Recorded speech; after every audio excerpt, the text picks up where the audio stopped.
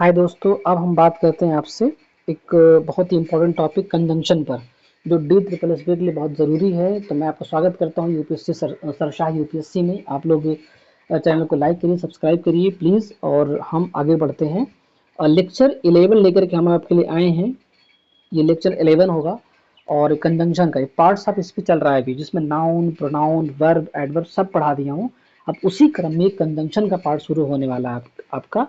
आज मैं आपको ये पढ़ाने वाला हूँ कंजंक्शन के बारे में, जो लेक्चर 11 होगा हमारा, ठीक है। और कंजंक्शन आपको सही समझना है, इससे भी क्वेश्चन, बहुत सारे क्वेश्चन आते हैं और बहुत इंपॉर्टेंट है ये, याद रखना इसे। ये बहुत इंपॉर्टेंट चैप्टर है। इससे इस कंजंक्शन में क्वेश्चन बहुत आते हैं, आपको समझना पड़ेगा सारे कंजंक्शन को सही तरीके से। तो चलिए, आप देर नहीं करते हैं, बगैर देरी के हम शुरू करते हैं कंजंक्शन का पार्ट। कंजंक्शन क्या होता है, कौन कौन से कंजंक्शन हैं, क्वेश्चन कहाँ से बनता है हमारे एग्जाम में, और मैं लास्ट में इसको ना एक तरीका बताऊंगा आपको सॉल्व करने का, कैसे सॉल्व करना है आपको। कुछ पीवाईक्यूज भी आपको दिखाएंगे हम लास्ट में, ठीक है। आप वीडियो को अंत तक देखना है, बने रहना है वीडियो में, और सब्सक्राइब भी कर देना है प्लीज़, तब चीज़ें और अच्छी अच्छी हो जाएंगी। तो पढ़ते हैं कंजंक्शन। कंजंक्शन क्या होता है, एक ज्वाइनिंग वर्ड्स होते हैं। ये ज्वाइनिंग वर्ड्स होते हैं, यानी दो क्लॉज को कभी जोड़ देता है, कभी दो फ्रेज को जोड़ देता है, कभी दो सेंटेंस को जोड़ देता है, कभी दो वर्ड को जोड़ देता है। दैट इज कंजंक्शन, जोड़ने वाला काम करता है। ऐसा वर्ड्स होता है जो जोड़ने का काम करता है, तो उसको हम बोल देते हैं कंजंक्शन बोलते हैं। और कंजंक्शन का काम यही होता है, वो जोड़ता है सही तरीके से आपको, ठीक है। आपके सेंटेंस जोड़ देता है। जैसे मैं आप लिखा हो ना कि वर्ड्स को जोड़ देता है, फ्रेज को जोड़ देता है, क्लॉजेस को जोड़ता है और सेंटेंस जोड़ देता है। ये फ्रेज और क्लॉजेस क्या होते हैं, क्या कोई बता सकता है आपको कि किसको बोलते हैं फ्रेज और किसको बोलते हैं क्लॉजेस? याद रखना, जो फ्रेज होता है ना, फ्रेज, इसमें सब्जेक्ट और वर्ब कोई पेयर नहीं होता है, लेकिन क्लॉज जो होता है ना, इसमें सब्जेक्ट और पेयर होता है हमेशा, ठीक। जो क्लॉज होगा उसमें सब्जेक्ट और वर्ब का पेयर होता है। इस क्लॉज में सब्जेक्ट प्लस वर्ब का एक साथ आपको दिख जाएगा। सब्जेक्ट रहेगा तो पेयर, वर्ब भी दिखेगा तो क्लॉज है। फ्रेज में ऐसा कुछ नहीं होता। अगर सब्जेक्ट है तो वर्ब का कोई क्लॉज आपको दिखता, कोई मतलब पेयर दिखता नहीं इसका। हाँ, बस ऐसे दिया हुआ है, और कुछ सेंटेंस ऐसे बनकर बनता है क्लॉज, सॉरी फ्रेज बनता है उस तरह से, ठीक है। जोड़ने वाला शब्द होता है कंजंक्शन। किसी शब्द, फ्रेज, जो सब्जेक्ट वर्ब का पेयर नहीं होता, ये ग्रुप ऑफ वर्ड्स होता है। फ्रेज क्या होता है, फ्रेज जो है ना, ग्रुप ऑफ वर्ड्स होता है। एक कई वर्ड्सों का एक ग्रुप होता है जिसमें कोई मायने रखता नहीं है कि उसमें सब्जेक्ट कौन है, वर्ब कौन है, कोई मायने नहीं रखता। बस उसमें वर्ड मायने रखता है, क्योंकि उसमें वर्ड मिलकर बने होते हैं। और उसका कोई ऐसा नहीं है कि अगर आप उसको सेंटेंस, अगर उसका कोई मेक सेंस करें, आप कुछ सेंस निकालें, तो शायद सही सेंस ना बन पाए, ऐसा है। लेकिन वो खुद मिलकर के एक नया वर्ड, एक नया सेंटेंस का सेंस देते हैं, ऐसा करते हैं वो लोग, उसको बोलते हैं फ्रेज। ये फ्रेज को जोड़ देता है, क्लॉज को जोड़ता है, जोड़ने का काम करता है। ये ज्वाइनिंग वर्ड्स होते हैं, ये पैराग्राफ को भी जोड़ता है, ठीक है। तो कंजंक्शन क्या हुआ, कंजंक्शन एक ज्वाइनिंग वर्ड्स हुआ, जो क्या करता है, जो क्लॉज को, सेंटेंस को, वर्ड्स को और पैराग्राफ को और फ्रेजेस को ये जोड़ता है, जोड़ने का काम करता है। एक क्लॉज यहाँ लिखी हुई है, कॉमा लगा, एक क्लॉज यहाँ लिखा हुआ, इसके बीच में कंजंक्शन आ जाएगा। एक वर्ड यहाँ पे लिखा हुआ, एक वर्ड यहाँ पे लिखा हुआ, इसके बीच में जैसे प्रोस एंड कॉन्स था ना, ये प्रोस एंड कॉन्स जो लाभ और हानि की बात करता है, तो उसके बीच में जो एंड लिखा हुआ वो जोड़ रहा है दोनों को, ठीक है। तो इस तरह जोड़ने का काम करता है। हमेशा याद रखना कि कंजंक्शन जोड़ने का काम करता है दो क्लॉज को। यही शुरू होता है हमारा खेल इसका, ठीक है। तो फ्रेज एक है आउट ऑफ बॉक्स। अब मुझे बताओ कि इसमें, इस आउट ऑफ बॉक्स में, ये फ्रेज है पूरा।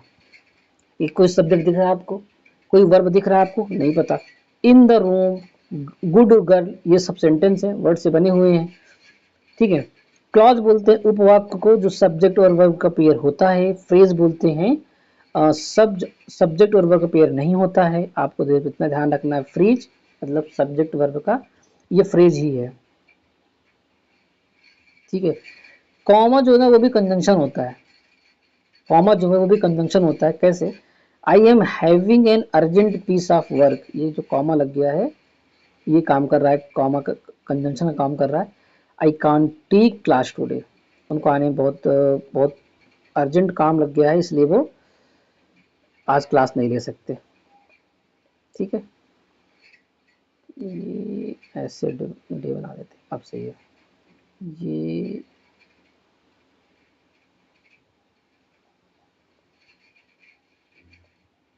ओके, ये वर्ड को जोड़ देगा, आपके फ्रेज को जोड़ देगा, आपको क्लास को जोड़ देगा आपको। ठीक है, group of word which give meaningful sense, एक ग्रुप ऑफ वर्ड होता है जिसमें जो मीनिंगफुल सेंस देता है उसको भी जोड़ देता है। ये 3 टाइप के होते हैं कंजंक्शन। कितने टाइप के? 3 टाइप के। पहला होता है कोऑर्डिनेटिंग कंजंक्शन, कोऑर्डिनेट जो कोऑर्डिनेट करता है, इसमें आते हैं एंड, और, but, so, nor, for, yet. इसका ट्रिक है फैन बॉयज। कौन से बॉयज हैं ये? Fan boys. F for, for, F से आपका फॉर हो गया, ए से हो गया हमारा एंड, एन से हो गया हमारा कहाँ चला गया नॉर, बी से हो गया बट, ओ से हो गया और, वाई से हो गया एट, और एस से हो गया सो। सब मिल गया। यही है ट्रिक। अगर इस तरह की कोई चीज, ये क्या करता है, 2 डिपेंडेंट क्लॉज को जोड़ता है। जब भी आपको 2 डिपेंडेंट, यानी एक क्लॉज जो है ना, ये क्लॉज है, ये दूसरे पर डिपेंड है, ऐसा ऐसा सेंटेंस बनता है वो। तो हमेशा यही 7 वर्ड, यही 7 कंजंक्शन है जो आएंगे आपके सामने। बस जब भी इस तरह से होगा, आपके लिए ये भी ट्रिक काम करती है कि चलो ठीक है 7 ही आता है, तो हम उस 7 को ध्यान रख सकते हैं हमेशा के लिए। ठीक है, ये 2 डिपेंडेंट क्लॉज को जोड़ता है जिनका अपना कोई मीनिंग होता है। ओके, अब हम बात करते हैं सबऑर्डिनेट कंजंक्शन की, सबऑर्डिनेटिंग कंजंक्शन की। ठीक है, ये क्या करता है पता है, ये जो है ना, जो डिपेंडिंग क्लॉज होता है, डिपेंडिंग क्लॉज, उसको ये जोड़ता है ना। जो डिपेंडिंग क्लॉज हुआ उसको जोड़ने का काम ये करता है। और जो है उसके बाद अब मैंने पहले देखा आपको ये कोऑर्डिनेटिंग, उसमें 7 तो बहुत ज़रूरी है। 7 तो आपको याद ही रखना, जैसे मैंने आपको एग्जांपल बता ही दिया है कि वो एग्जांपल आपके लिए बहुत ज़रूरी भी एग्जांपल था।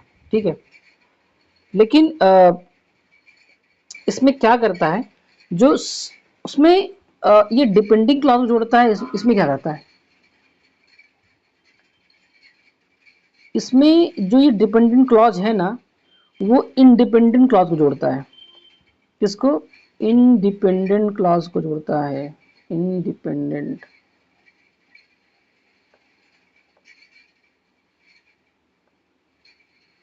क्लॉज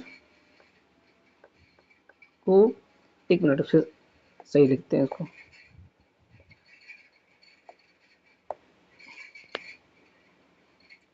ये क्या करता है पता है, ये इंडिपेंडेंट क्लॉज को ये जोड़ देता है, को इंडिपेंडेंट क्लॉज से जोड़ता है।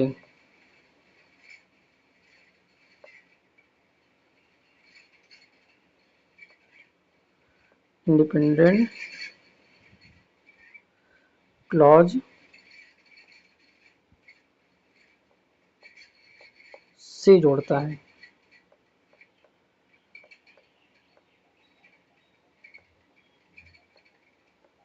ओके, ये हो जाएगा सबऑर्डिनेटिंग कंजंक्शन।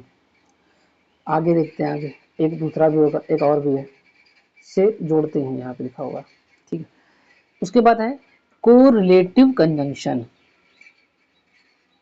को रिलेटिव कंजंक्शन, इसको हम कभी सेम रिलेशन भी बोल देते हैं, जैसे आइदर और, neither nor, not only but also, both and, इस तरह के जो चीज हमारे सामने आते हैं उसको बोलते हैं को रिलेटिव। ये क्या करता है, ये रिलेट करवाता है। ये करवाता है रिलेट। जैसे हमने कहा, अब देखो इसमें क्या है, एक एक चीज बड़ी बड़ी इंपॉर्टेंट है। सेम रिलेशन मतलब क्या होता है, मान लीजिए अगर नाउन का रिलेशन बता रहा है तो इसका रिलेशन नाउन से ही बताएगा। अगर वर्ब का बता रहा है तो वर्ब का वर्ब से बताएगा। अगर प्रोनाउन बता रहा है तो प्रोनाउन का प्रोनाउन से बताएगा, ये इसकी इंपॉर्टेंस है और ये समझना है आपको।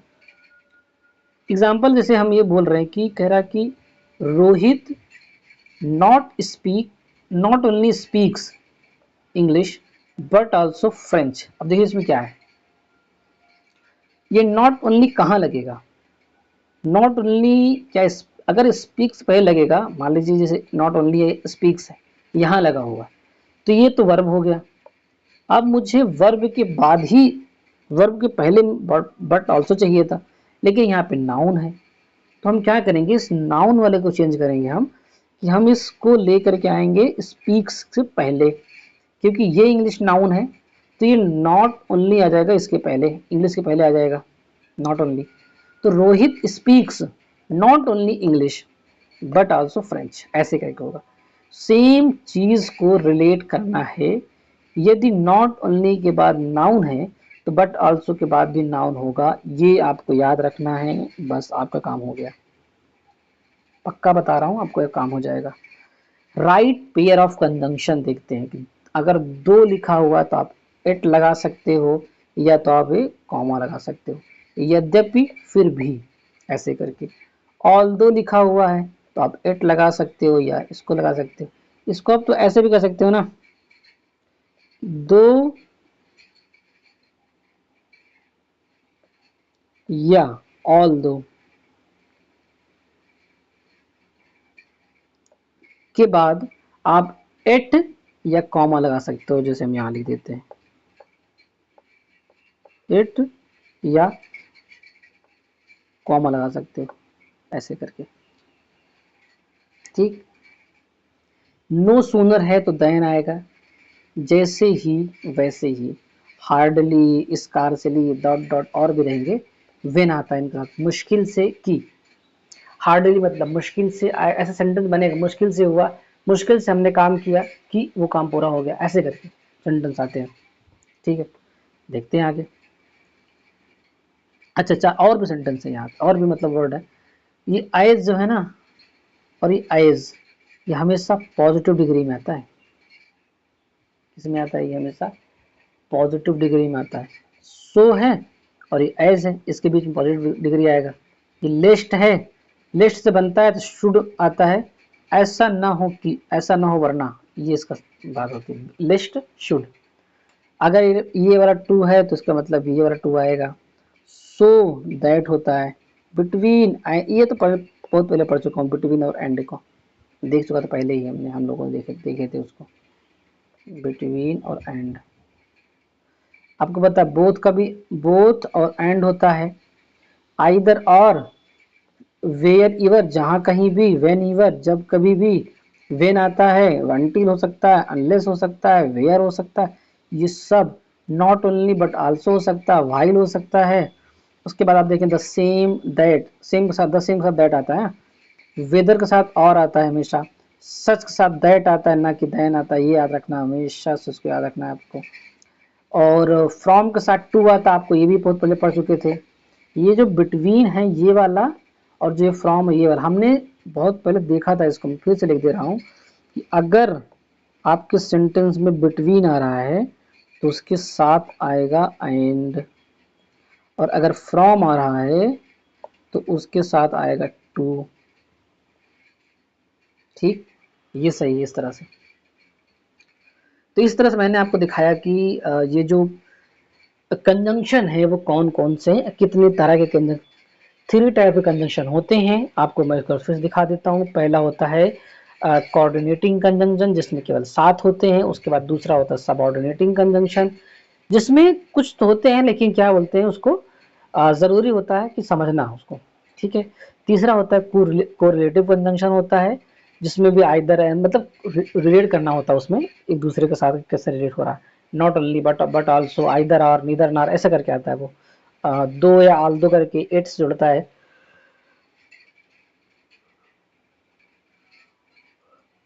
आइए कुछ एग्जांपल देखते हैं। It is too hard to go out, इतना ज़्यादा हॉट है कि बाहर जाना मुश्किल है, समझ में आ रहा है। तो टू के साथ टू का पेयर। The programme is between, between है तो आपको लगाना है एंड, याद रखना बिटवीन के साथ हमेशा एंड लगता है। मैं बिटवीन को ऐसे शॉर्ट में लिख देता हूँ, जो बिटवीन है शॉर्ट में लिखा हुआ है, ये ऐसे फुल में रहेगा बिटवीन। ओके, बिटवीन के साथ क्या आता है, एंड आता है।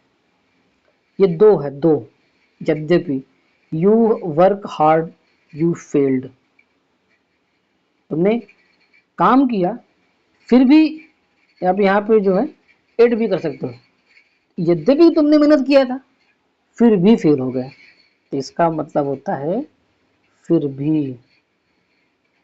कॉमा लगा दीजिए, ये तो आप एट लगा, दोनों में कुछ लगा सकते हैं। दो, अच्छा मैट लगा देते हैं, एक बार ऐड लगा के दिखा देते हैं आपको। हाँ,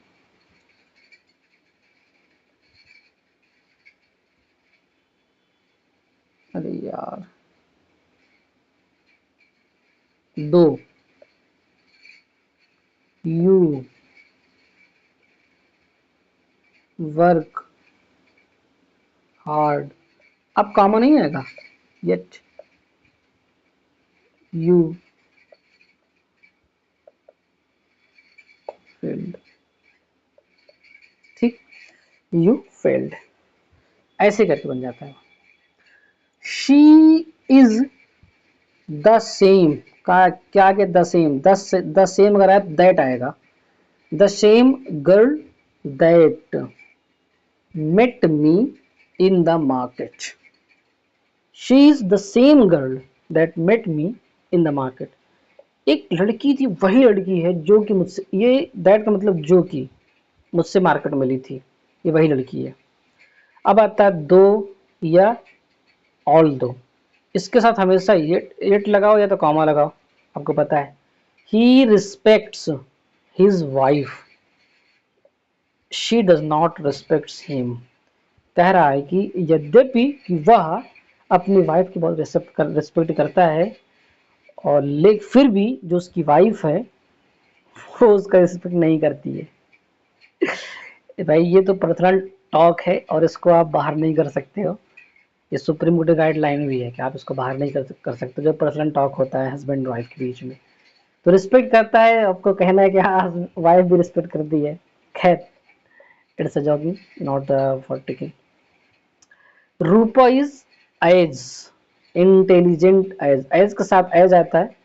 रूपा is as intelligent and as you, Rupa जो है इंटेलिजेंट आपकी तरह इंटेलिजेंट वो भी है, ठीक। अब जो लिस्ट और शुड का है, उसका देखते हैं, लिस्ट और शुड का। अच्छा थोड़ा सा क्या है ना कि आगे आपको मिलेगा वो भी, ठीक है। तो इसमें हमने क्या किया था कि कुछ चीज़ें मैंने वहाँ से ली थी, कुछ चीज़ें मैंने अपने नोट्स से लिया था, इसलिए कुछ चीज़ें यहाँ पे लिखा है मैंने। क्लॉज मतलब क्या होता है, सब्जेक्ट वर्ब पेयर होता है। आई वुड लाइक, ये आई सब्जेक्ट है और ये है हमारा वुड वर्ब लाइक, तो यह बन गया एक clause. To take you for lunch और फॉर डिनर, ठीक। He if he works hard, ये एक ही इसमें क्लॉज है। I am having an urgent, एक हो गया पीस ऑफ वर्क, उसके बाद एक क्लॉज तो ये हो गया, उसके बाद आई कांट टेक, ये देखिए आई भी हो गया कांट भी हो गया, इसका मतलब आपको मिल गया सब्जेक्ट वर्ब पेयर, यानी एक क्लॉज तो यहाँ पे है, दूसरा क्लॉज यहाँ पे है, यानी एक ही सेंटेंस में दो क्लॉज है, इसलिए इसको जोड़ा गया है कॉमा से। अभी जो हम लोग पढ़ रहे थे ना वो नोट्स का था, और इसको मैंने कुछ थोड़ा सा बना दिया था अलग से कि चीज़ें कैसे हम शुरू करेंगे, तो आपको वही क्रम में पढ़ना जिस तरह मैं पढ़ा रहा हूँ। यू टीच इंग्लिश, एक ही सेंटेंस है, तो कोई कंजंक्शन नहीं आया है। He will pass the exam, इसमें कोई कंजंक्शन नहीं आया क्योंकि सेंटेंस एक ही है, ये आपको। अब देखते हैं अनटिल और अनलेस का। Unless officials take actions, corruption will not stop. अब क्या करता है ना, अब अनलेस मतलब क्या होता है, अनलेस मतलब नहीं, वो सेंटेंस बोलता नहीं। ऑफिशियल टेक, ऑफिशियल टेक, ये हमारा क्या आ गया, official take actions will not stop.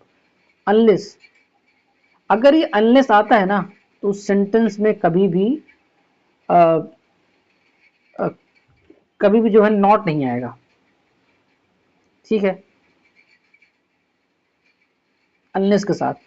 लेकिन क्या करता है इसमें दो सेंटेंस बन जाते हैं, अनलेस ऑफिशियल्स, अनलेस ऑफिशियल बन करके उसके बाद जो है ना एक आगे बढ़ जाता है वो, उसमें क्या बन जाता है मैं आपको बताता हूँ जरा से, एक मिनट। हाँ ये नॉट आ जाता है, ये पूरा सेंटेंस बन जाता है हमारा ये, ठीक है। और जैसे जैसे ये बात देखते हैं कि अनलेस रवि वर्क्स हार्ड, ये कॉमा आ गया ना, इस तरह से अनलेस ऑफिशियल टेक एक्शन, यहाँ पे आ जाएगा हमारा कॉमा, ठीक है, यहाँ पे कॉमा आ जाएगा। मैं फिर से बताता हूँ, सॉरी आप थोड़ा सा, ये unless officials take actions comma corruptions will not stop, अगर जो ऑफिशियल्स अगर वो नहीं लेंगे तो आप रोक नहीं सकते, क्योंकि ये नहीं शब्द इसमें पहले से घुसा हुआ, तो इस सेंटेंस में नॉट कहीं नहीं आ सकता। एग्जामिनर आपको नॉट दे देता है, इसी सेंटेंस में देता है नॉट, ठीक है। तो यहाँ पे आपको लगाना है कॉमा, ओके। अब अनलेस रवि वर्क्स हार्ड, अगर वो रवि जो है मेहनत नहीं करेगा, ही वॉन्ट सक्सेस, ठीक, ही वॉन्ट सक्सेस, अगर वो जो है रवि अच्छा मेहनत नहीं करता है तो नहीं पास होगा, बस और क्या। अनटिल लाइट टर्न्स ग्रीन, जब तक जो है लाइट जो है ग्रीन नहीं होगी, नो वन विल मूव, कोई भी वहां पे मूव नहीं करेगा, ठीक। लेस्ट और शुड, ये से खत्म हुआ था अभी, लेस्ट और शुड से, यहां से तो आप पढ़ते हैं,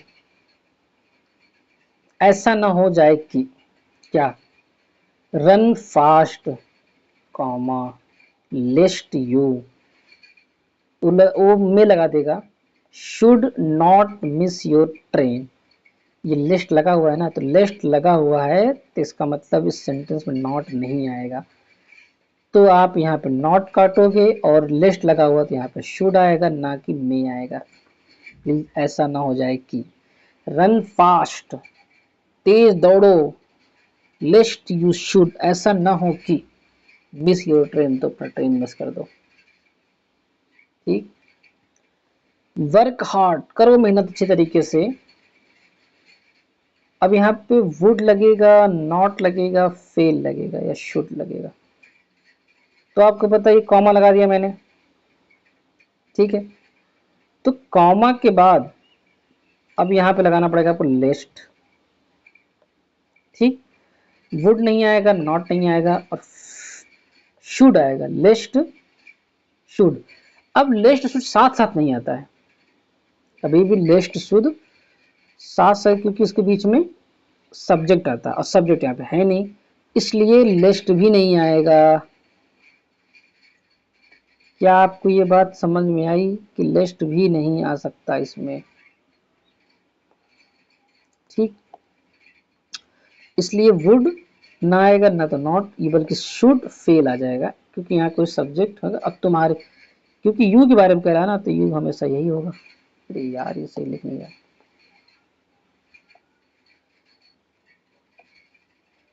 यू,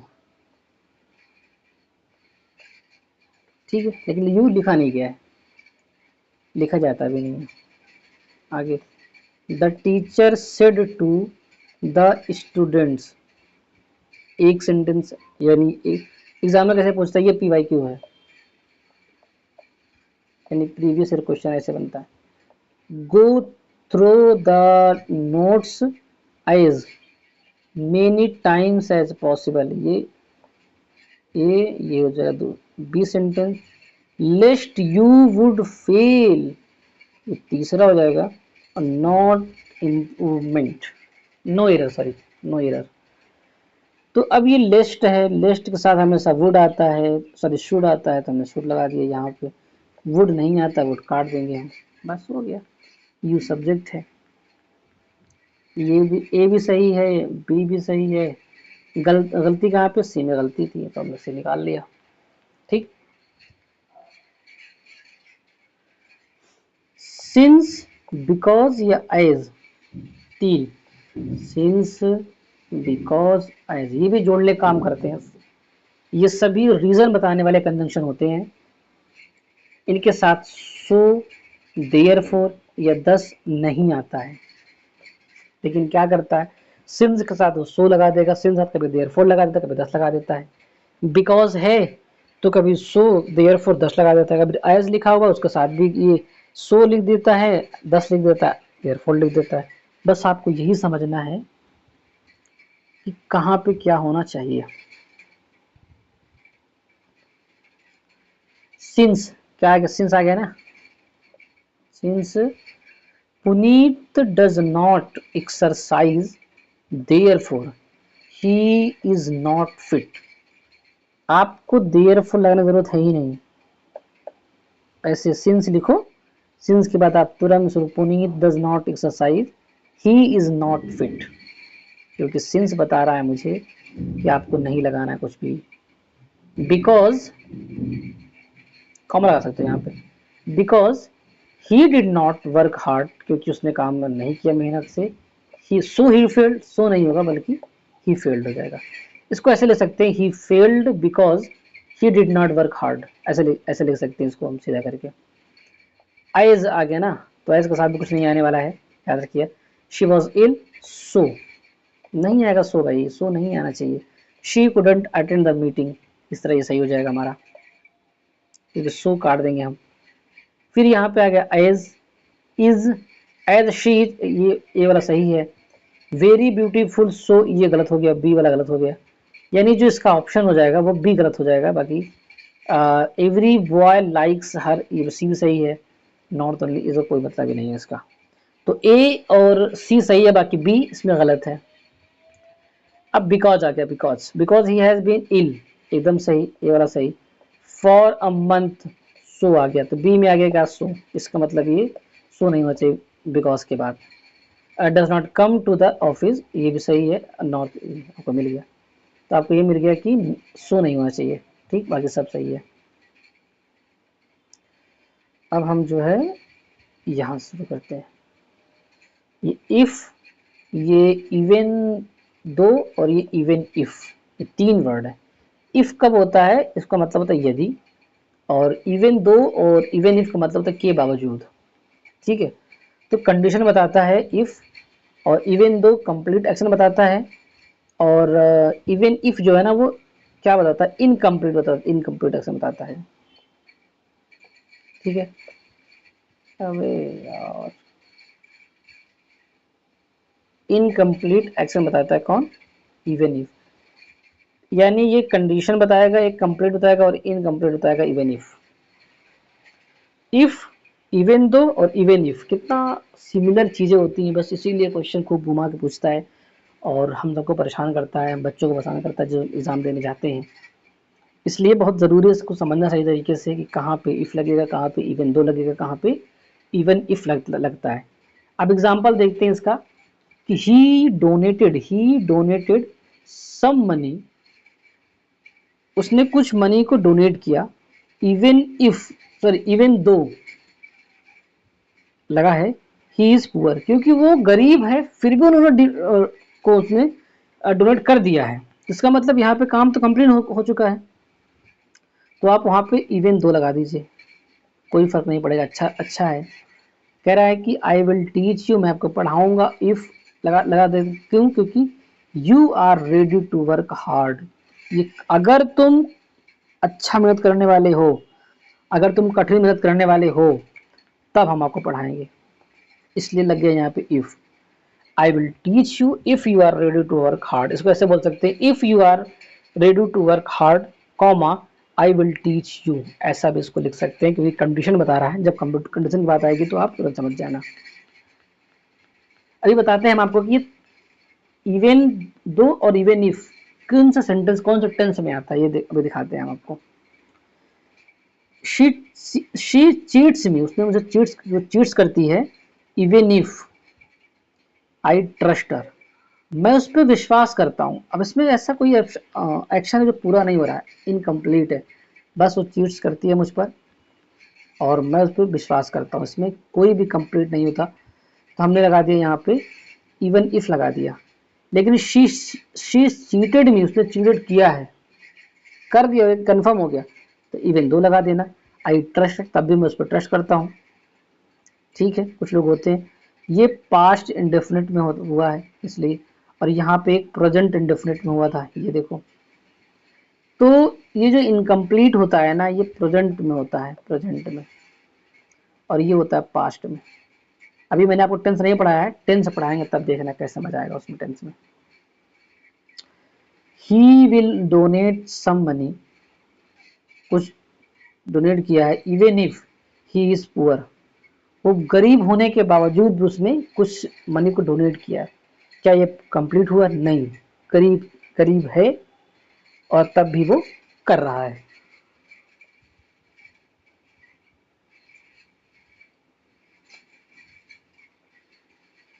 ही यहाँ विल है तो करेगा ऐसा, तो इनकम्प्लीट एक्शन है। लेकिन आप पहला वाला एग्जाम्पल देखिए, वहाँ कंप्लीट हो गया था तो इवन दो लग गया था वहाँ पे। तो जब एक्शन कंप्लीट होगा तो वहाँ लगता है इवन दो, लेकिन जब एक्शन इनकम्प्लीट होता है वहाँ लगता है इवन इफ, लेकिन जब बता रहा होता है कंडीशन वहाँ लगा देते हैं इफ। तो इफ, इवन इफ और इवन दो, ये तीन वर्ड है, कब लगाने हैं और कैसे लगाने हैं आपको समझाने के लिए मैंने ये तीन एग्जाम्पल लिया था, सॉरी 4 एग्जाम्पल लिया था, ताकि आपको समझा सकूं कि इफ, इवन दो और इवन इफ क्या होता है, और मुझे पूरा भरोसा आप इसको समझ गए होंगे। अब बात करते हैं दो या ऑल्दो की, यद्यपि या के बावजूद। उसके बाद हम इन स्पाइट, ये इन है, ये स्पाइट है, ये ऑफ है, इन स्पाइट ऑफ या डिस्पाइट, यद्यपि या के बावजूद। प्रीपोजिशन अगर आया हुआ है तो उसके जस्ट बाद क्या आना चाहिए? ऑब्जेक्ट। हो सकता है नाउन हो या हो सकता है प्रोनाउन के रूप में आएगा, ये समझो आप इस बात को। अगर प्रीपोजिशन है उसके जस्ट बाद ऑब्जेक्ट आएगा और ऑब्जेक्ट के स्थान पर नाउन या प्रोनाउन रहेगा। लेकिन अगर कंजंक्शन आया हुआ है, कंजंक्शन अगर आया हुआ है उसके जस्ट बाद, अगर आप ध्यान से देखना, आपको कोई फ्रेज नहीं बल्कि क्लॉज मिलेगा, आपको क्लॉज मिलेगा जो सब्जेक्ट और वर्ब की फर्स्ट फॉर्म के रूप में होगा क्लॉज। देखते हैं ऑल दो और दो के बारे में। कह रहा है कि पहले उसने लगा दिया फिल इन द ब्लैंक, फिर कह रहा कि he worked very hard, he could not pass. यहाँ क्या लगाना है? यहाँ ऑल्दो लगाना है कि और दो लगाना है? यहाँ ऑल्दो भी लगा सकते हैं और दो भी लगा सकते, दोनों में से कुछ भी लगा सकते हो यहाँ पे। यद्यपि उसने कठिन मेहनत किया फिर भी वो पास ना हो सका, के बावजूद वो पास ना हो सका। ऑल्दो या दो ही इज कोल्ड, बहुत ठंडा था, ही इज वेरी फिट, फिर भी वो बहुत फिट है, मतलब बहुत ओल्ड है फिर भी वो बहुत फिट है। In in spite of his work, comma, के बावजूद भी, यहाँ डिस्पाइट ले सकते हो और करके यहाँ डिस्पाइट ले सकते हो। ही कुड नॉट पास, उसने बहुत मेहनत किया इसके बावजूद वो पास ना हो सका। ठीक, आगे देखते हैं हम, आप और आगे देखते हैं। इन स्पाइट ऑफ, मैं इसको फिर से लिख देता हूँ क्योंकि इन स्पाइट कैसे लिखा हुआ है, यहाँ से काट देते हैं, इन स्पाइट, इन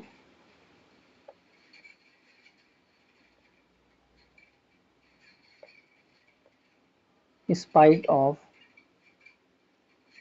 और डिस्पाइट रेन, बारिश होने के बावजूद, ये नाउन है ना। ही केम टू मीट मी, उसके बावजूद भी वह मुझसे मिलने आया।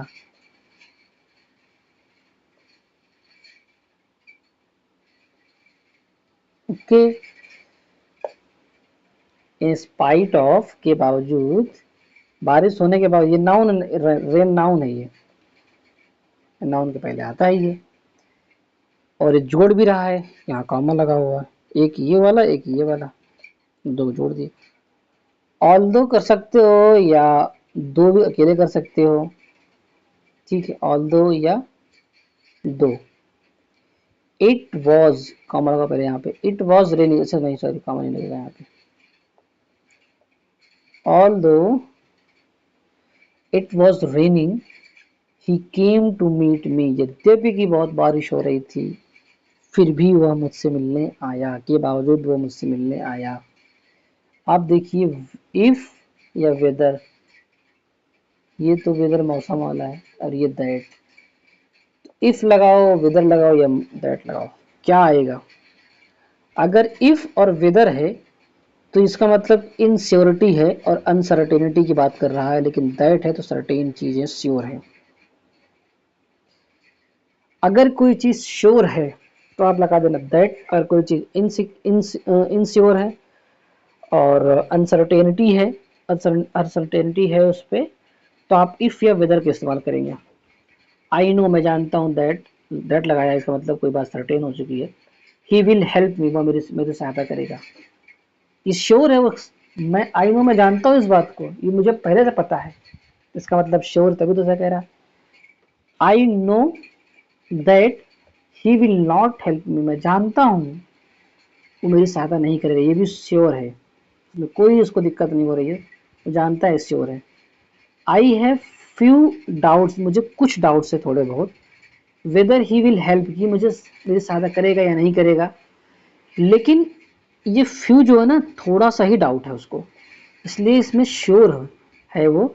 लेकिन यहाँ वेदर नहीं हुआ, लेकिन आई हैव अ फ्यू, मतलब ना के बराबर डाउट उसको अगर हो गया, अब फ्यू मतलब उसको डाउट है वेदर ही विल हेल्प, कि वो मेरी सहायता करे या ना करे, इसलिए वेदर यहाँ पर सही हो, क्योंकि वहाँ अ फ्यू लग गया है। अ फ्यू का मतलब क्या होता है? मुश्किल से, और फ्यू का मतलब होता है बिल्कुल भी नहीं। यहाँ पे फ्यू और अ फ्यू हमने पढ़ा दिया है पहले, जाकर अभी जाकर देखिए, आपको दिखिएगा फ्यू और फ्यू, अ फ्यू मैंने पढ़ाया है। अब बात करते हैं सिंस का, बिकॉज का और एज का। इसका मतलब क्योंकि, ये जो है ना बताते हैं कारण, क्या बताते हैं ये कारण बताते हैं, कारण, ठीक। देयर फोर, दस, दैट, ये बताते हैं result. Since, because, as, therefore, that, thus, ये बता, क्योंकि, इसलिए, क्योंकि इसलिए, सिंस, देयर फोर।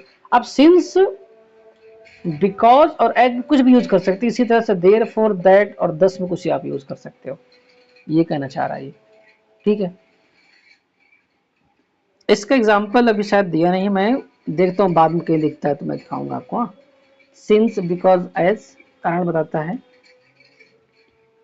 अब बात करते हैं हम सेल्डम की, लिखा है मैंने कहीं ना कहीं, पक्का लिखा है, अभी बताते हैं हम आपको फिर से इसको। हाँ, होल्ड रखना उस चीज को, तब तक सेल्डम समझ सकते। सेल्डम, सेल्डम इफ है अगर तो लगेगा एवर, सेल्डम आर है तो लगेगा नेवर, सेल्डम आर तो लगेगा नेवर, एवर नहीं बल्कि नेवर लगेगा।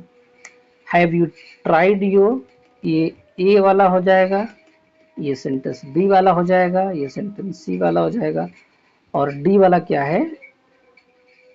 नो एरर है, तो डी है, ठीक। अब बात करते हैं हम को रिलेटिव कंजंक्शन की, जो रिलेट करता है, सेम टाइप्स के वर्ड्स को जोड़ता है, ये जो टाइप सेम होते हैं।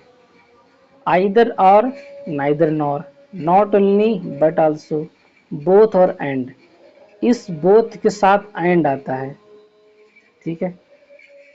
तो हमने कहा कि Rani is not only known for her beauty but also her intelligent. आपको पहले बताया कि जब भी बात जिसकी की जाएगी उसके पहले लगेगी। रानी इज नॉट ओनली नोज, ये तो वर्ब है, और यहाँ बट ऑल्सो आ रहा है किसके किसके पहले? इंटेलिजेंट, यानी एडवर्ब है या एडजेक्टिव है, सॉरी एडजेक्टिव है, उसकी खूबसूरती उसके पहले आ रहा है। तो इसी एडजेक्टिव के बाद ही लगाओ, उसके एडजेक्टिव पहले लगाओ ना इसको, और ये पजेसिव एडजेक्टिव है तो इसके पहले लगाओ आप। तो यहाँ हर ब्यूटी और हर इंटेलिजेंट ये दोनों सेम है, तो ये नॉट ब्यूटी हमेशा, नॉट ओनली हमेशा इसके सामने अगर ना कि यहाँ पे रहेगा, ये भी आपको ध्यान रखना है। माई बॉस इज ना, नॉट ओनली एरोगेंट, एरोगेंट आ गया, बट ऑल्सो रूड, यहाँ पे रूड ऑल्सो लिख दिया गया था, तो ऑल्सो रूड नहीं होगा बल्कि रूड ऑल्सो नहीं बल्कि ऑल्सो रूड हो जाएगा, ठीक। अब आपको एक होमवर्क बताना, जैसे हमने कहा ही नॉट ओनली कम्स, ये हो गया हमारा वर्ब, ठीक। यहाँ पे आ गया है here for shopping but also for having. ये फॉर है और ये हैविंग है। अब आपको बताना गलती कहाँ पे हुई है, ये बताना आपको कि दरअसल ये नॉट ओनली कहाँ लगना चाहिए था, आपको ये बताना है। ठीक है, ये इस फॉर के पहले लगना था तो वो सेंटेंस बी में आ जाता, यहाँ पे आ जाता सेंटेंस। अगर हम इसको हियर के बाद लगाएंगे तो सेंटेंस ए में आ जाएगा। बड़ा कंफ्यूजन, ये कहाँ लगाए इसको हम, क्योंकि आएगा तो ये कहाँ, यहीं पे आएगा ना। जैसे हियर, ये तो समझ में आ गया ना, ये हियर लिखा हुआ है, उसके बाद आएगा नॉट ओनली, फिर आएगा फॉर शॉपिंग। अभी नॉट ओनली बताया नहीं किधर रखो इसको, यहाँ से तो अलग दिख रहा है आपको सही तरीके से कि हियर है, उसके बाद जस्ट फॉर शुरू हुआ है। अब इसके अंदर इसको हम नॉट ओनली लें या इसके बाद हम नॉट ओनली लें, कुछ समझ नहीं आ रहा कहाँ से करूँ कैसे करूँ। तो आपको ये ध्यान रखना है कि ये फॉर हैविंग जो है ना, ये फॉर हैविंग, ये आपके लिए सबसे इंपॉर्टेंट है, फॉर हैविंग। ठीक है, क्योंकि फॉर हैविंग से लग रहा है पहले, तो आपको फॉर हैविंग से लगाना है पहले बस।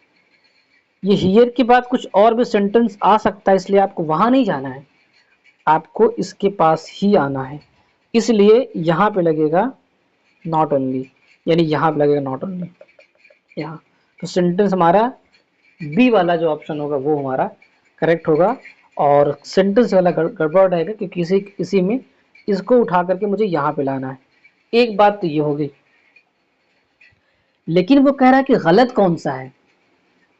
गलत तो आपका सेंटेंस ए है, क्योंकि ये नॉट ओनली तो यहाँ पे इस सेंटेंस में आ रहा है ना। ध्यान समझो, थोड़ा सा कंक्लूसिव है ये। इस सेंटेंस के अंदर नॉट ओनली आ रहा है, इस सेंटेंस के अंदर, और ये वाला है हमारा गलत, इसलिए ए गलत होगा, ए ना कि बी।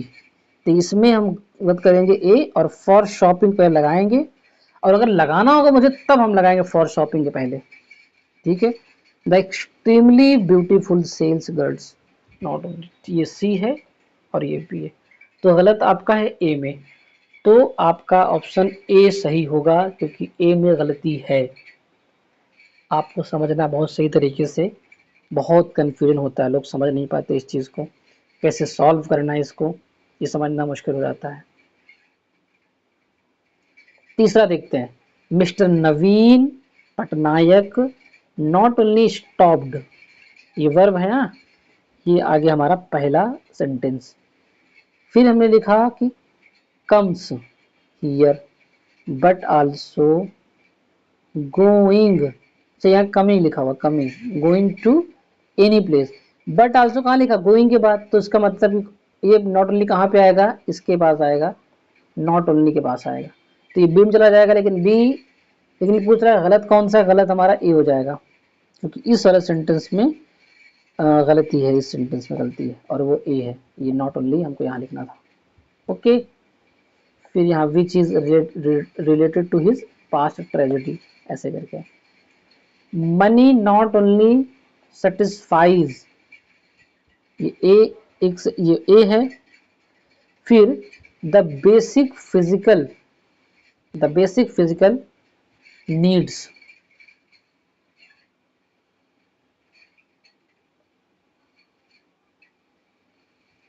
ठीक, needs, but also the higher physiological needs.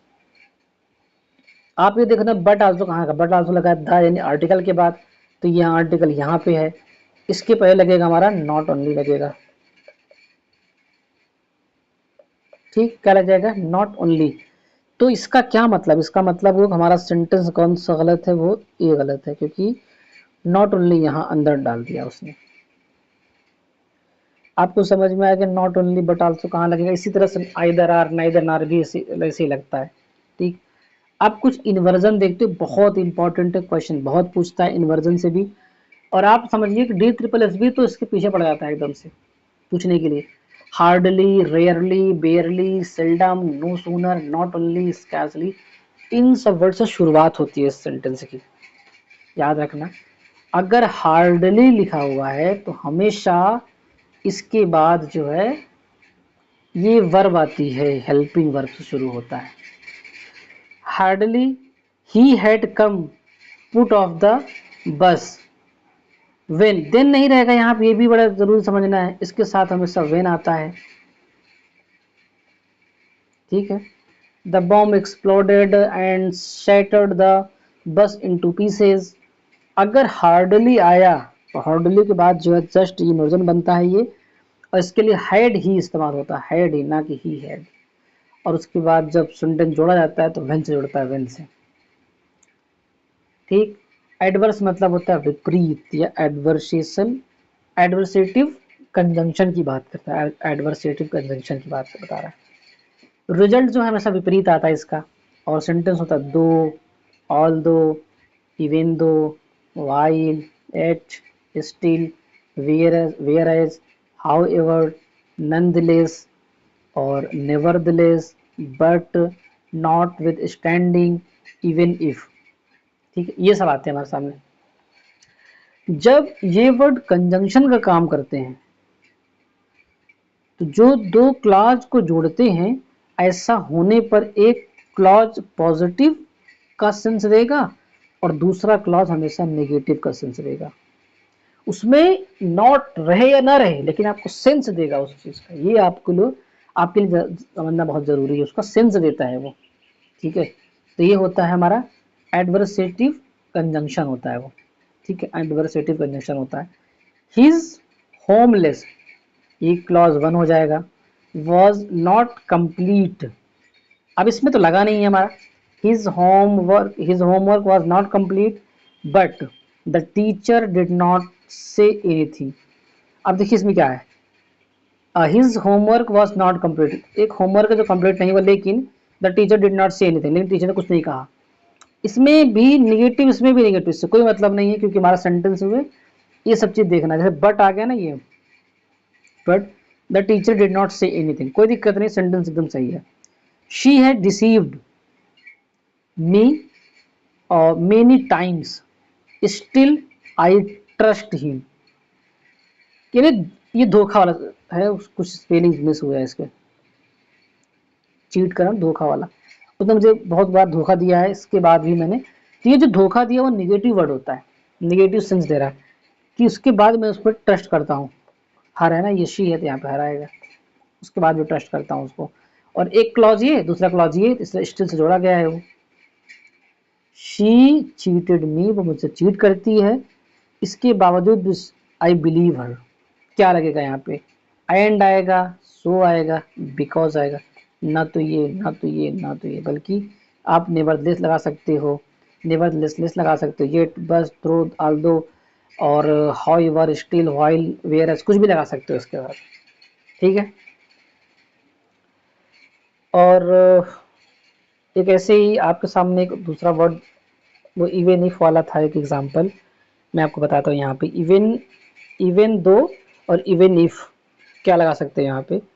मैंने आपको बताया था ना कि वो सेंटेंस आएगा सिंस वाला करके, इवन इफ, इवन दो करके आएगा। तो मैं आपको बात बताऊंगा, वो यही वाला है, इवन दो और इवन इफ।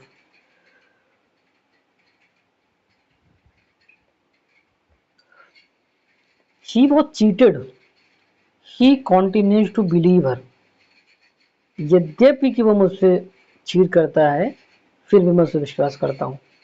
ये इवन इफ नहीं बल्कि इवन दो लगेगा। और इवन दो या even if she cheated him, he will believe way, cheat भी करता है तब भी उस विश्वास करता हो, तो यहाँ पे इवन इफ लगा देना, बस इवन दो काट देना। ये पहले बता चुका हूँ, तो बस ऐसे एग्जांपल आ गया था, तो बस बता दे रहा हूँ आपको। ये इफ, ये अनटिल और ये अनलेस, शुरू में मैंने थोड़ा सा उसको जिक्र किया था कि ये कंडीशन होता है, ये टाइम बताता है, ये कंडीशन बताता है। इफ और अनलेस बताता है कंडीशन, और अनटिल बताता है टाइम। अनटिल जो है और अनलेस में नॉट ऑलरेडी जुड़ा रहता है, पहले से रहता है, जबकि इफ में नॉट नहीं रहता। यानी ये नेगेटिव वर्ड नहीं है, बल्कि अनटिल और अनलेस नेगेटिव वर्ड होते हैं। तो अनटिल और अनलेस वाले जो क्लॉज होता है उसमें नॉट नहीं आता है, बाकी इफ वाले क्लॉज में नॉट आ सकता है।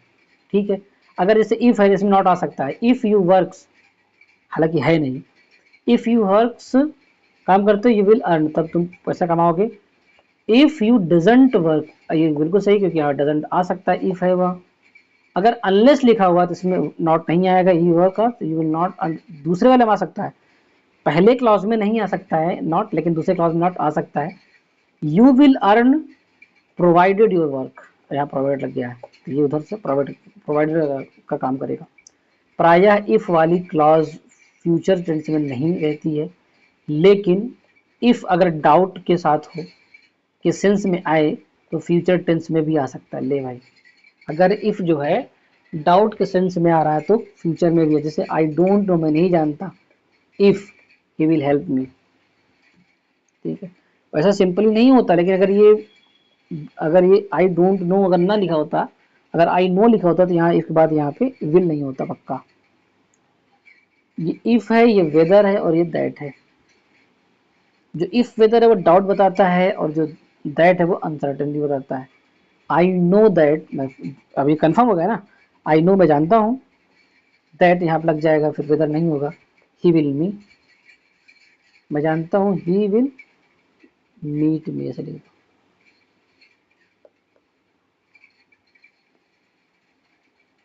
आई नो दैट वेदर नहीं रहेगा, he will not help me, बिल्कुल जानता हूँ कि मेरे सहायता नहीं करेगा।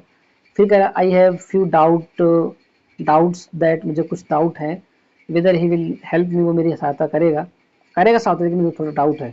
यहाँ भी कंफर्म है चीज़ें, लेकिन अब फ्यू कह रहा है मतलब उसको डाउट है, तो यहाँ पे लग जाएगा वेदर।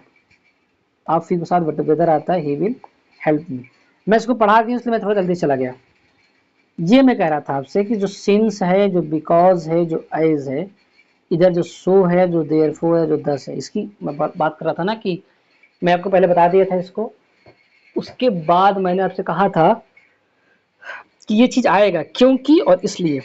क्योंकि मतलब रीजन बता रहा है, कारण बता रहा है, और इसलिए मतलब क्या, रिजल्ट बता रहा है ये, ठीक है। ही could not do his work on time, since लगा सकते हो या देयरफॉर लगा सकते हो, या कुछ भी सही है, तीनों में से कोई भी सही है। He was ill, he could not do his work on time since he was ill, क्योंकि वो बीमार था इसलिए ऐसा नहीं कर सका।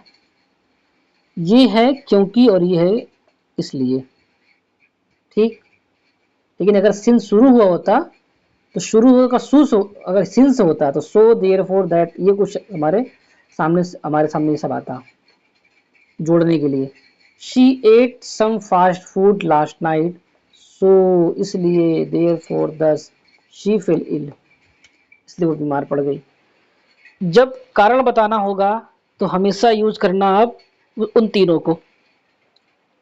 कारण के लिए सिंस, बिकॉज और एज यूज करना है, और रिजल्ट के लिए हमेशा सो दैट और देयरफॉर यूज करना है।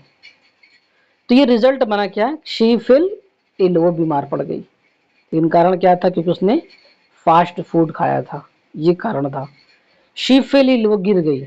क्यों गिर गई, क्योंकि ये हमारा रिजल्ट हो गया।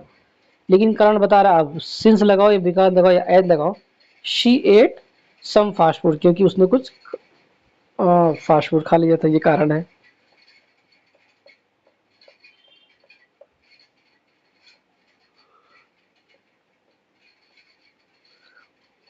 वो कारण और ये हो जाएगा रिजल्ट, ठीक, इसलिए जोड़ा जा रहा है। अब द रीजन है, the reason of, the reason for, the reason why, ठीक है। अब क्या होता है एग्जाम में द रीजन के बाद कभी बिकॉज जोड़ देता है, कभी दैट जोड़ देता है, कभी ड्यू टू जोड़ देता है।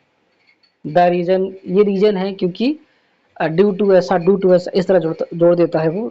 तो आपको ध्यान रखना है चीज कि ऐसा कुछ नहीं होने वाला है। ही वॉन्टेड टू नो, वह जानना चाहता है, the reason why of his low score in math, low score in mathematics.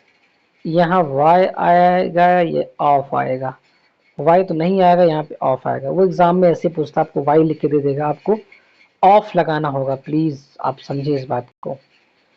The reason why I could not persuade him, अब ये वाई जोड़ नहीं रहा किसी को, लेकिन जोड़ तो ये रहा है, ठीक है, बिकॉज जोड़ रहा है। Correct the reason why, why तो आगे कोई दिक्कत नहीं, I could not persuade him because she was too arrogant, तो बिकॉज नहीं होगा क्योंकि देखिए मैंने पहले बताया ना बिकॉज नहीं रहेगा, ठीक है। वाई तो आ सकता है लेकिन दैट और ड्यू नहीं आ सकता, ठीक है। तो यहाँ पे हमने वाई क्यों काट दिया था, क्योंकि हमें इफ लाना था इसलिए हमने वाई को काट दिया था। यहाँ पे तो वाई रहेगा, ठीक है। और I could not persuade him, यहाँ पे जो एक्सरसाइज था वो नहीं रहने वाला है। द रीजन फॉर भी रहता है रीजन के बाद, for the accident was due to नहीं रहेगा बिल्कुल भी, आप ऐसे लिख दो his careless driving. The reason के बाद वाई भी रहता है, कोई दिक्कत नहीं है। I was rejected in the interview because, because नहीं आप सेंटेंस को ऐसे लिख दो, I was too outspoken, ठीक। कंजंक्शन चल रहा है ये हमारा, और कंजंक्शन भी बहुत ही ठीक ठाक तरीके से। एक होता है लाइक और एक होता है एज। लाइक होता है प्रीपोजिशन, लाइक होता है वर्ब भी, तो प्रीपोजिशन भी होता है लाइक और वर्ब भी होता है लाइक, लेकिन जो एज है वो होता है कंजंक्शन, ठीक है। लाइक मतलब होता है पसंद और डिसलाइक मतलब होता है नापसंद करना। लाइक प्रीपोजिशन के जैसा, और उसके बाद डिसलाइक भी है ये प्रीपोजिशन के जैसा नहीं। आई लाइक सीता, मैं सीता को पसंद करता हूँ, इसमें कोई दिक्कत नहीं है, वर्ब है ये। सीता डिसलाइक मी, इसमें कोई दिक्कत नहीं है, वर्ब है ये। शी लुक्स लाइक, अब आ गया यहाँ पे हर मदर, वो अपनी माँ की तरह दिखती है, प्रीपोजिशन है यहाँ पे like. My brother, my brother looks like me, अब देखिए लुक्स लाइक मी आ गया, माई मदर जो है लुक्स लाइक मी, कोई दिक्कत नहीं है, यहाँ पर भी सही है। यू रीड लाइक आई, इसके जस्ट बाद आता है ऑब्जेक्टिव फॉर्म, तो आई नहीं बल्कि मी आएगा, ऑब्जेक्टिव फॉर्म होता है। He lives his friend is careless, क्योंकि यहाँ पे ही है इसलिए इज आएगा और नहीं आएगा केयरलेस। यू है तो आर आना चाहिए, या ये देखो आर आ गया। यू है तो वर्ब की फर्स्ट फॉर्म रहेगी डांस, एज, यू के साथ एज, और एज के बाद अगर प्रीपोजिशन तो वहाँ पे नहीं, एज के साथ सब्जेक्ट लगाओ आप, क्योंकि एज जो ये जब ये जोड़ रहा है ना, जब ये जोड़ेगा तो आपको सब्जेक्ट प्लस वर्ब चाहिए, इसलिए सब्जेक्ट और डू ये वर्ब आपको मिल गया, क्योंकि मी ऑब्जेक्टिव केस है। बहुत ज़रूरी इसको समझना, ये वाला एग्जाम्पल समझो please. You have to work as के बाद भाई ये जोड़ रहा है ना ये, तो मेरे साथ सब्जेक्टिव केस आता है। आई लव हर बट, जोड़ा इसने, शी रिगार्ड्स मी, इसने भी जोड़ा, एज ये यहाँ जोड़ रहा है, अब मी एज, तो ये जोड़ने का नहीं बल्कि यहाँ लाइक होना चाहिए, like her friends, she regards me like her friend. अभी मैं जो है ना जोड़ नहीं रहा यहाँ पे कुछ भी चीज़ें, जो जोड़ना था वो यहाँ जोड़ दिया, बल्कि लाइक आ गया, वो जोड़ने काम करके किसकी, अपने फ्रेंड की तरह दिखती है। I also like to play cricket, like you do नहीं, एज डू यू, आपकी तरह। लाइक अगर है उसके जस्ट बाद आएगा ऑब्जेक्ट, लाइक है ऑब्जेक्ट आना चाहिए, लेकिन यहाँ सब्जेक्ट आया हुआ है, और एज है तो क्लॉज आता है, ये इंपॉर्टेंट आपके लिए जरूरी है, इसी सबको समझना था आपको कि अगर जो है लाइक है तो ऑब्जेक्ट आएगा, और अगर एज है तो क्लॉज आएगा। I also like to play cricket, him आगे, हिम क्या होता है, हिम होता है हमेशा ऑब्जेक्ट, ऑब्जेक्ट लिए क्या करना पड़ेगा, हमें लगाना पड़ेगा लाइक, तो ये लगाना पड़ेगा, वहाँ पे एज कट जाएगा। दैट होता है क्वेश्चन पूछने के लिए, ही आस्क्ड मी, उसने क्वेश्चन पूछा, उसने कहा कि that what I was doing, तो यहाँ पे क्वेश्चन है, बल्कि जब हम लिखते हैं पैसिव वॉइस में ना तो व्हाट ही बन जाता है क्वेश्चन पूछने वाला, उसमें दैट नहीं लगाते फिर हम, ठीक। He said to me what are you doing, कैसे बनाएंगे इसको, he asked me that when I was coming, यहाँ पे दैट भी है, व्हेन भी है, ऐसा कुछ नहीं होता, सिर्फ व्हेन ही रहेगा। He said to me when are you coming. वो जब पढ़ेगा ना, लेसन पढ़ते हैं ना, एक्टिव वॉइस पैसिव वॉइस, इसको ना आपको करना है होमवर्क। आप मुझे भेजिए लिख करके टेलीग्राम चैनल पर। ही टोल्ड मी दैट, जोड़ा इसने, when he was in 8th standard she was Offred by sleeping Elon. वो डरती है इसलिए वो अकेले रहना चाहती है, अकेले रहती है, मतलब अकेले रहने से डरती है, अकेले सोने से डरती है वो। सो या सच, फिर लगा दो दैट। सो के साथ दैट लगा सकते हो, सच के साथ दैट लगा सकते हो, कोई दिक्कत नहीं। और सो या सेट जो है ऑब्जेक्टिव जगह पे, ऑब्जेक्ट जगह पे आएगा। Such boys plural, such boy, such a boy singular में। सो के बाद हमेशा जो है एडजेक्टिव आएगा या एडवर्ब आएगा। ठीक, एडजेक्टिव या एडवर्ब आएगा। उसके बाद सच प्लस नाउन, ये भी ये समझना है आपको। अगर सच है और उसके बाद नाउन है, सच नाउन दैट ऐसे होगा, सच नाउन दैट। और सो एडजेक्टिव एडवर्ब दैट। सो के बाद एडजेक्टिव आ सकता है या एडवर्ब आ सकता है, तब दैट लगाओगे। लेकिन सच अगर लगाना है आपको तो नाउन ही लगाना पड़ेगा आपको। जैसे mister Dhoni is so a brilliant, brilliant क्या है, एडजेक्टिव है। ठीक है, तो एडजेक्टिव पहले क्या आता है, सच आता है, ना कि सो आता है। सो सिर्फ नाउन या प्रोनाउन के लिए आएगा। Okay. That every opponent admires her, Rani is such या सो N adorable girl that everyone likes her। ठीक है, तो यहाँ पे जो एडोरेबल है ना, ये एडजेक्टिव है, इसलिए यहाँ पे सो न लग करके लगेगा क्या, सच।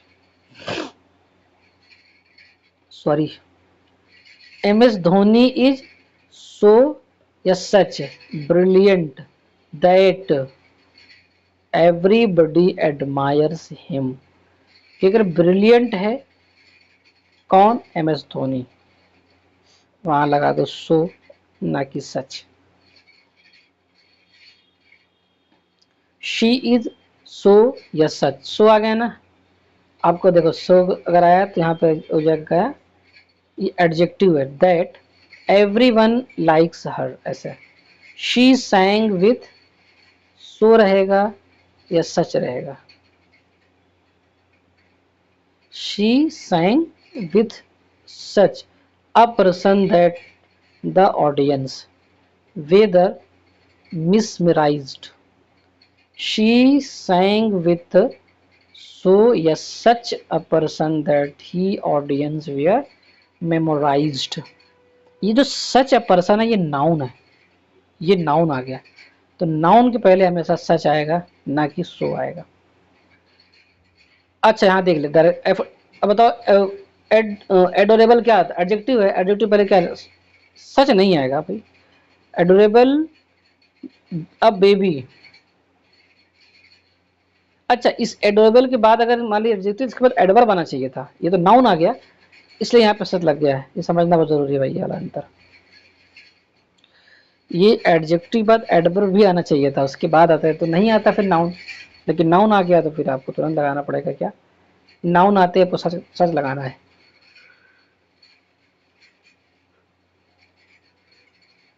अ हॉट डेली, एडजेक्टिव और ये होगा नाउन, इसलिए लग गया सच। ठीक है, आपको दिखाता हूँ एक बार, ये सच नाउन दैट। सो तब लगाएगा जब एडजेक्टिव भी रहे और एडवर्ब भी रहे। ठीक है, अब सच लग गया, इसका मतलब क्या, नाउन आने वाला है। Sorry, noun adjective plus noun, ये नाउन यहाँ पे है, इसलिए यहाँ पे सच लगा दिया मैंने। दैट एवरी स्टूडेंट, यहाँ पे you are such so brilliant, adjective आ गया ना, देखो दैट आ गया यहाँ पे तुरंत। अब एडजेक्टिव जैसे ही आया आप तुरंत समझ जाओ क्या लगाना है, यहाँ पे सो लगाना, सो। यहाँ पे सच कट जाएगा, क्योंकि इसके बाद कुछ नहीं है। अगर नाउन होता तो फिर सच लग जाता है।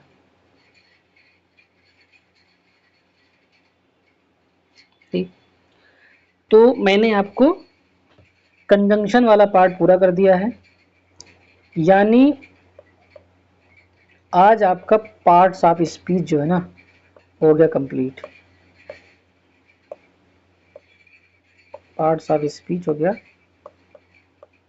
और अगली वीडियो क्या लेकर के आएंगे वो अगर आप कमेंट करेंगे तो मैं और सही बात होगी, नहीं करेंगे तो फिर मैं आपके लिए, और मुझे पूरा भरोसा है कि आपको समझ में आया तो कमेंट भी करेंगे आप। लेकिन चलो अगली वीडियो में आपको लेकर के आता हूँ टेंस के लिए। याद रहे पार्ट्स ऑफ स्पीच को मैं अभी किसी दिन ना पूरा मतलब पूरा पार्ट्स ऑफ स्पीच जो है एक बार हम आपको समझाएंगे पूरा, ठीक है। लेकिन थोड़ा जल्दी होगा वो, लगभग 2-3 घंटे 4 घंटे 5 घंटे जो भी लगेगा, ठीक है, उस हिसाब से समझाएगा। अभी 10 घंटे में तो मैंने आपको समझाया है, ये पार्ट्स ऑफ स्पीच भी समझाया 10 घंटे में आपको। आप टेंस को समझाने के लिए मुझे कम से कम 4 घंटे लगेंगे ही समझाने के लिए, क्योंकि ये पहली बार समझाना होगा। तो क्योंकि टेंस में 3 चीज़ें होती हैं, फ्यूचर होगा, प्रेजेंट होगा और पास्ट होगा, इन तीनों को। तो एक दिन मैं आपको पास्ट समझा दूँ, एक दिन फ्यूचर समझा दूँ, एक दिन जो है आपको प्रेजेंट समझा दूँ, तो 3 दिन तो ऐसे लग जाएंगे, 3 से 4 घंटे ऐसे लग जाएंगे आपको समझाने में। फिर जब ये पूरा हो जाएगा ना, टेंस हमारा पूरा हो जाएगा, तो ग्रामर का ऑलमोस्ट मैंने पार्ट पूरा कर लिया है, ठीक है। उसके बाद जो आप लोग कहोगे फिर हम आपको वो पढ़ाएंगे, ठीक है। फिर हम आपको वो पढ़ाएंगे इंग्लिश में, ताकि और आपका ये जो 40 में से 40 क्वेश्चन का आंसर देना है, 40 क्वेश्चन 40 मार्क्स का, उसके लिए पढ़ना बहुत ज़रूरी है। पूरी प्लेलिस्ट है, आप जाओ उसको पढ़ो ध्यान से वहाँ से प्लीज़। और पढ़ने के बाद जो है, हाँ सब्सक्राइब करना बिल्कुल नहीं भूलना है, करना है सब्सक्राइब। फिर से मिलते हैं अगली वीडियो में, अगली वीडियो के टेंस की, आप लोग तैयार रहिएगा एकदम से, ठीक है। फिर से मिलते हैं, धन्यवाद तब तक के लिए।